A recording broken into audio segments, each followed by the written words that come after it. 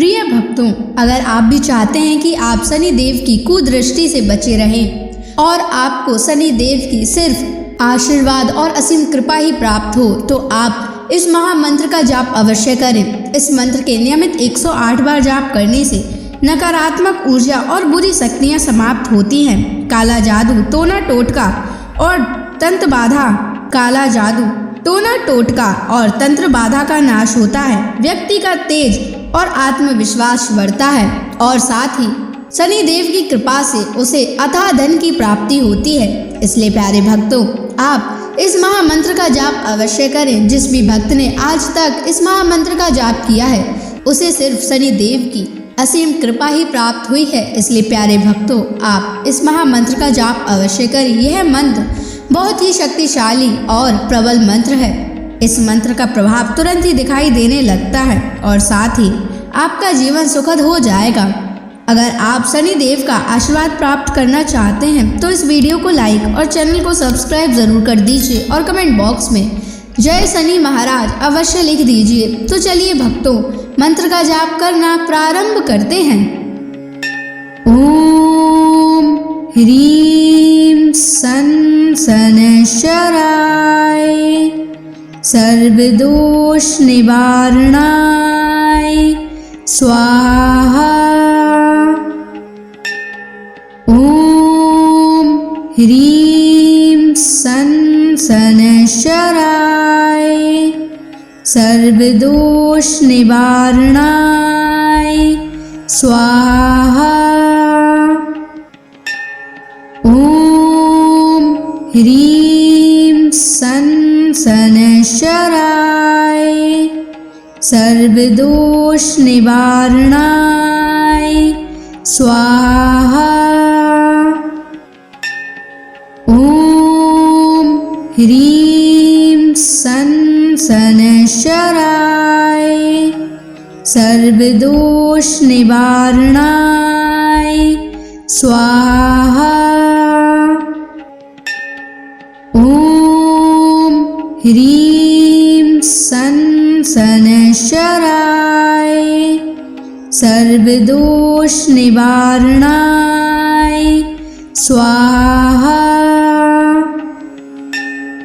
ओम ह्रीं सन शनैश्चराय सर्वदोष निवारणाय स्वाहा। ओम ह्रीं सन शनैश्चराय सर्वदोष निवारणाय स्वाहा। ओम ह्रीं सन शनैश्चराय सर्वदोष निवारणाय स्वाहा। ओम ह्रीं सन शनैश्चराय सर्वदोष निवारणाय स्वाहा। ओम ह्रीं सन शनैश्चराय सर्वदोष निवारणाय स्वाहा। ओम ह्रीं सन शनैश्चराय सर्वदोष निवारणाय स्वाहा। ओम ह्रीं सन शनैश्चराय सर्वदोष निवारणाय स्वाहा। ओम ह्रीं सन शनैश्चराय सर्वदोष निवारणाय स्वाहा। ओम ह्रीं सन शनैश्चराय सर्वदोष निवारणाय स्वाहा। ॐ ह्रीं सन् शनैश्चराय सर्वदोषनिवारणाय स्वाहा।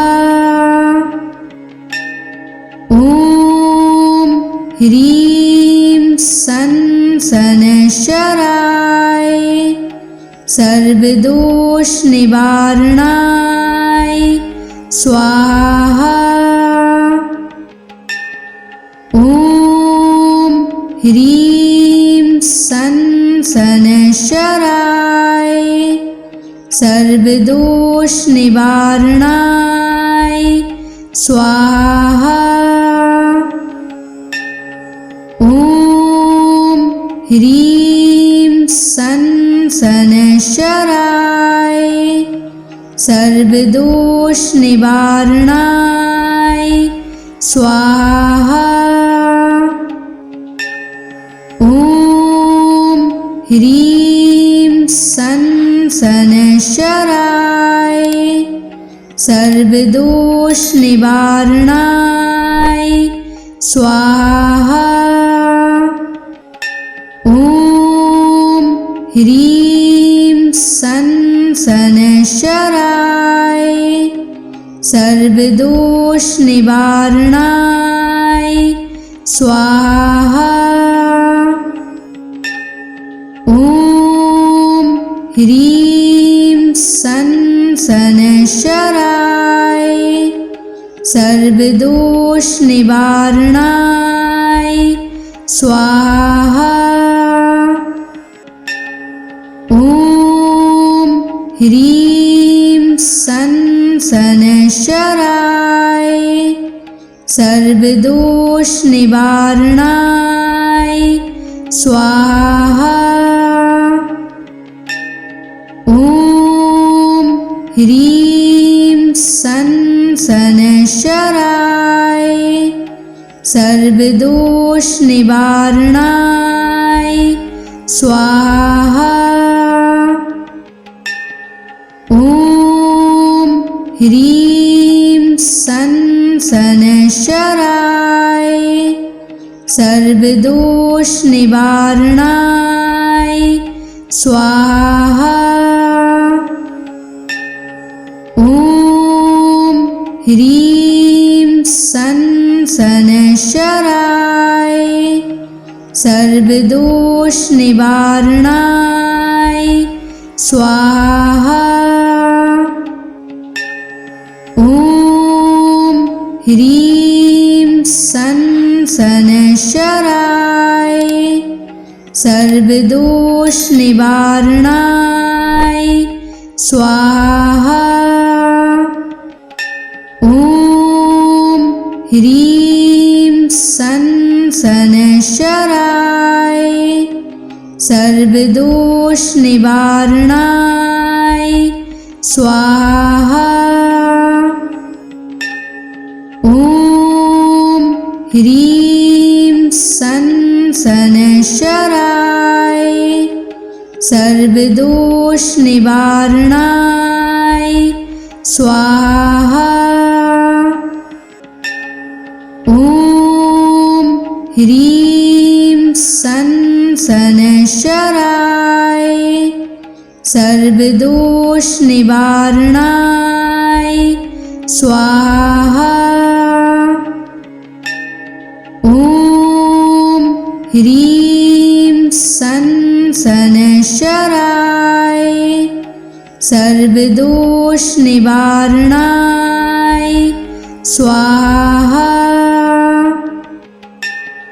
ॐ ह्रीं सन् शनैश्चराय सर्वदोषनिवारणाय स्वाहा। ॐ ह्रीं सन् शनैश्चराय सर्वदोषनिवारणाय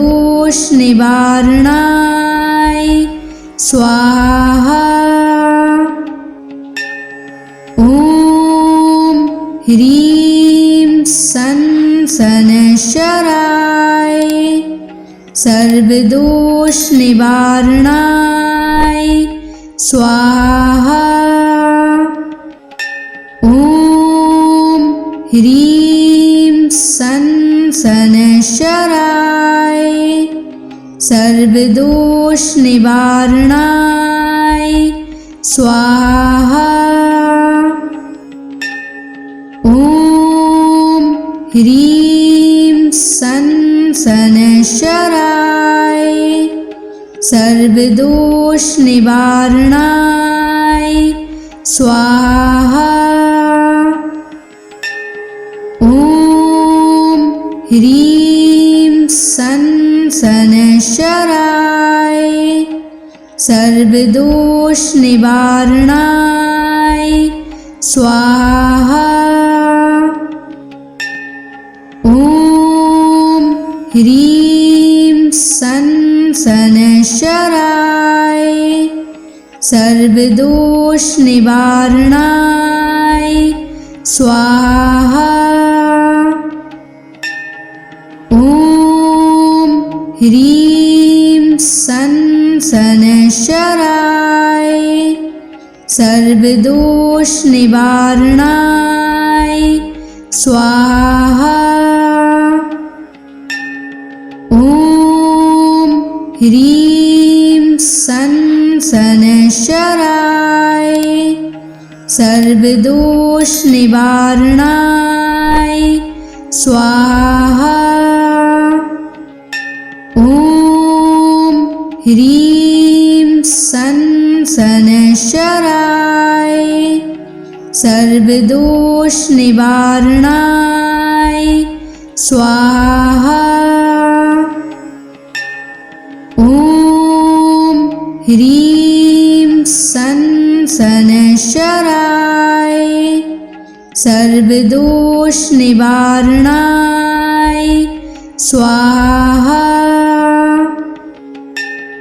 ओम ह्रीं सनशराय सर्वदोष निवारणाय स्वाहा। ओम ह्रीं सनशराय सर्वदोष निवारणाय स्वाहा। ओम ह्रीं सनशराय सर्वदोष निवारणाय स्वाहा। ओम ह्रीं सनशराय सर्वदोष निवारणाय स्वाहा।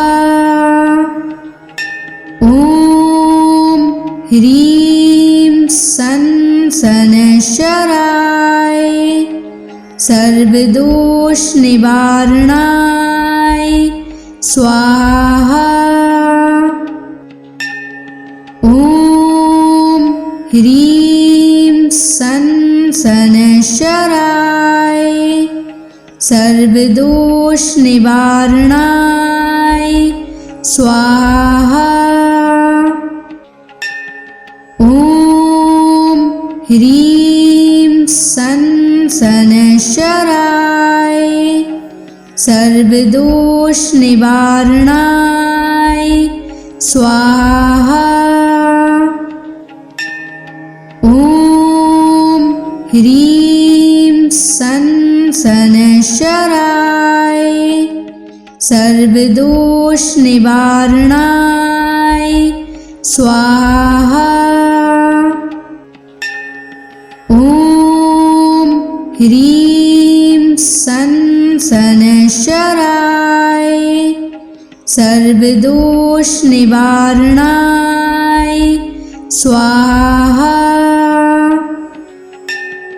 ओम ह्रीं सनशराय सर्वदोष निवारणाय स्वाहा। ह्रीं सन शनैश्चराय सर्वदोष निवारणाय स्वाहा। ॐ ह्रीं सन शनैश्चराय सर्वदोष निवारणाय स्वाहा। ॐ ह्रीं सन शनैश्चराय सर्वदोष निवारणाय स्वाहा। ॐ ह्रीं सन शनैश्चराय सर्वदोष निवारणाय स्वाहा। ॐ ह्रीं सन शनैश्चराय सर्वदोष निवारणाय स्वाहा। ॐ ह्रीं सन शनैश्चराय सर्वदोष निवारणाय स्वाहा। ॐ ह्रीं सन शनैश्चराय सर्वदोष निवारणाय स्वाहा। ॐ ह्रीं सन शनैश्चराय सर्वदोष निवारणाय स्वाहा। ॐ ह्रीं सन शनैश्चराय सर्वदोष निवारणाय स्वाहा। ॐ ह्रीं सन शनैश्चराय सर्वदोष निवारणाय स्वाहा। ॐ ह्रीं सन शनैश्चराय सर्वदोष निवारणाय स्वाहा। ॐ ह्रीं सन शनैश्चराय सर्वदोष निवारणाय स्वाहा। ॐ ह्रीं सन शनैश्चराय सर्वदोष निवारणाय स्वाहा। ॐ ह्रीं सन शनैश्चराय सर्वदोष निवारणाय स्वाहा। ॐ ह्रीं सन शनैश्चराय सर्वदोष निवारणाय स्वाहा। ॐ ह्रीं सन शनैश्चराय सर्वदोष निवारणाय स्वाहा। ॐ ह्रीं सन शनैश्चराय सर्वदोष निवारणाय स्वाहा। ॐ ह्रीं सन शनैश्चराय सर्वदोष निवारणाय स्वाहा। ॐ ह्रीं सन शनैश्चराय सर्वदोष निवारणाय स्वाहा। ॐ ह्रीं सन् शनैश्चराय सर्वदोषनिवारणाय स्वाहा। ॐ ह्रीं सन् शनैश्चराय सर्वदोषनिवारणाय स्वाहा। ॐ ह्रीं सन् शनैश्चराय सर्वदोषनिवारणाय स्वाहा। ॐ ह्रीं सन् शनैश्चराय सर्वदोषनिवारणाय स्वाहा। ॐ ह्रीं सन् शनैश्चराय सर्वदोषनिवारणाय स्वाहा। ॐ ह्रीं सन् शनैश्चराय सर्वदोषनिवारणाय स्वाहा। ॐ ह्रीं सन् शनैश्चराय सर्वदोषनिवारणाय स्वाहा। ॐ ह्रीं सन् शनैश्चराय सर्वदोषनिवारणाय स्वाहा। ॐ ह्रीं सन् शनैश्चराय सर्वदोषनिवारणाय स्वाहा। ॐ ह्रीं सन् शनैश्चराय सर्वदोषनिवारणाय स्वाहा। ॐ ह्रीं सन् शनैश्चराय सर्वदोषनिवारणाय स्वाहा। ॐ ह्रीं सन् शनैश्चराय सर्वदोषनिवारणाय स्वाहा।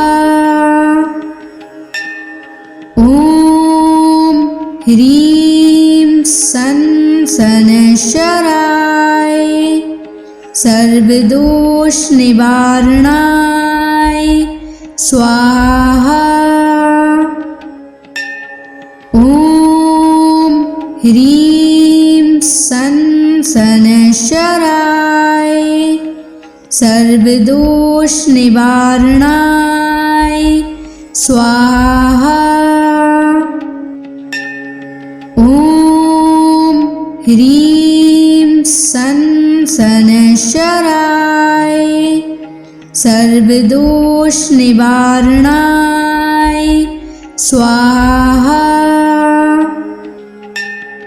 ॐ ह्रीं सन् शनैश्चराय सर्वदोषनिवारणाय स्वाहा। ॐ ह्रीं सन् शनैश्चराय सर्वदोषनिवारणाय स्वाहा। ॐ ह्रीं सन् शनैश्चराय सर्वदोषनिवारणाय स्वाहा। ॐ ह्रीं सन् शनैश्चराय सर्वदोष निवारणाय स्वाहा। ॐ ह्रीं सन् शनैश्चराय सर्वदोष निवारणाय स्वाहा। ॐ ह्रीं सन् शनैश्चराय सर्वदोष निवारणाय स्वाहा। ॐ ह्रीं सन् शनैश्चराय सर्वदोष निवारणाय स्वाहा। ॐ ह्रीं सन् शनैश्चराय सर्वदोष निवारणाय स्वाहा। ॐ ह्रीं सन् शनैश्चराय सर्वदोष निवारणाय स्वाहा। ॐ ह्रीं सन् शनैश्चराय सर्वदोष निवारणाय स्वाहा। ॐ ह्रीं सन् शनैश्चराय सर्वदोष निवारणाय स्वाहा। ॐ ह्रीं सन् शनैश्चराय सर्वदोष निवारणाय स्वाहा। ॐ ह्रीं सन् शनैश्चराय सर्वदोष निवारणाय स्वाहा। ॐ ह्रीं सन् शनैश्चराय सर्वदोष निवारणाय स्वाहा। ॐ ह्रीं सन् शनैश्चराय सर्वदोष निवारणाय स्वाहा। ॐ ह्रीं सन् शनैश्चराय सर्वदोष निवारणाय स्वाहा। ॐ ह्रीं सन् शनैश्चराय सर्वदोष निवारणाय स्वाहा। ॐ ह्रीं सन् शनैश्चराय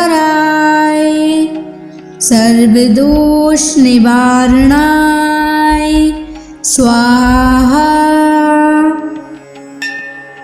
ॐ ह्रीं सन् शनैश्चराय सर्वदोष निवारणाय स्वाहा। ॐ ह्रीं सन् शनैश्चराय सर्वदोष निवारणाय स्वाहा। ॐ ह्रीं सन् शनैश्चराय सर्वदोष निवारणाय स्वाहा। ॐ ह्रीं सन् शनैश्चराय सर्वदोष निवारणाय स्वाहा। ॐ ह्रीं सन शनैश्चराय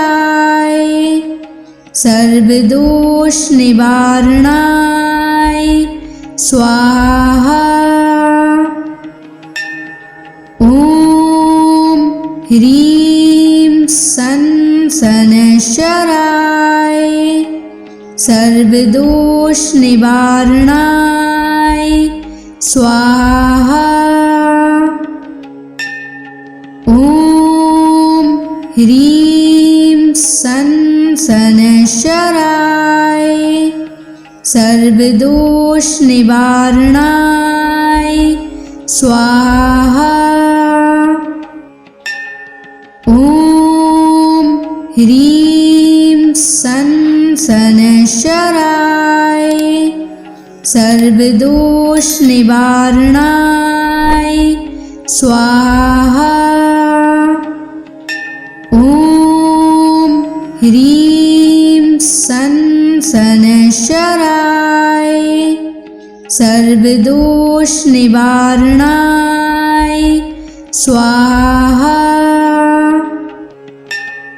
ॐ ह्रीं सन शनैश्चराय सर्वदोष निवारणाय स्वाहा। ॐ ह्रीं सन शनैश्चराय सर्वदोष निवारणाय स्वाहा। ॐ ह्रीं सन शनैश्चराय सर्वदोष निवारणाय स्वाहा। ॐ ह्रीं सन शनैश्चराय सर्वदोष निवारणाय स्वाहा। ॐ ह्रीं सन शनैश्चराय सर्वदोष निवारणाय स्वाहा। ॐ ह्रीं सन शनैश्चराय सर्वदोष निवारणाय स्वाहा। ॐ ह्रीं सन शनैश्चराय सर्वदोष निवारणाय स्वाहा। ॐ ह्रीं सन शनैश्चराय सर्वदोष निवारणाय स्वाहा। ॐ ह्रीं सन शनैश्चराय सर्वदोष निवारणाय स्वाहा। ॐ ह्रीं सन शनैश्चराय सर्वदोष निवारणाय स्वाहा। ॐ ह्रीं सन शनैश्चराय सर्वदोष निवारणाय स्वाहा। ॐ ह्रीं सन शनैश्चराय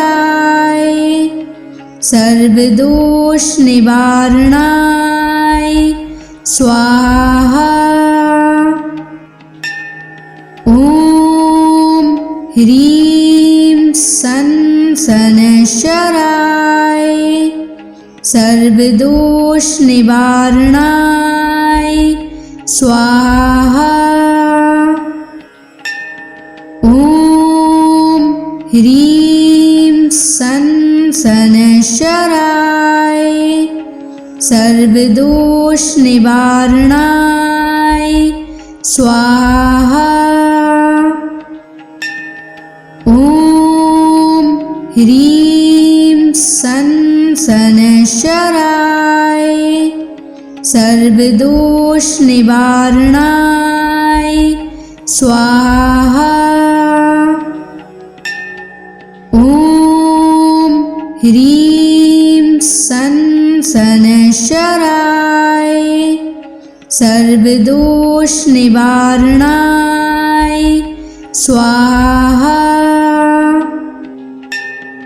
ॐ ह्रीं सं शनैश्चराय सर्वदोष निवारणाय स्वाहा।